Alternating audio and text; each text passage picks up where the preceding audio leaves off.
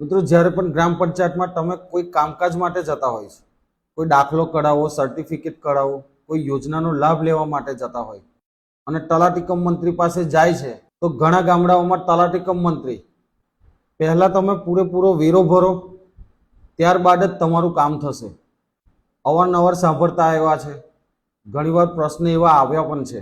તો ગુજરાતના તમામ ગામડાના લોકોને કહેવા માંગુ છું કે જ્યારે પણ કોઈ કામકાજ માટે તલાટી કમ મંત્રી એમ કહેતા હોય કે તમે પૂરેપૂરો વેરો ભરો, ત્યારબાદ જ તમારું કામ કરવામાં આવશે, તો તમે સામે તલાટી કમ મંત્રીને સવાલ કરો કે આની માટે રાજ્ય સરકારનું કોઈ પરિપત્ર અથવા કોઈ ઠરાવ હોય તો મને બતાવો સાહેબ.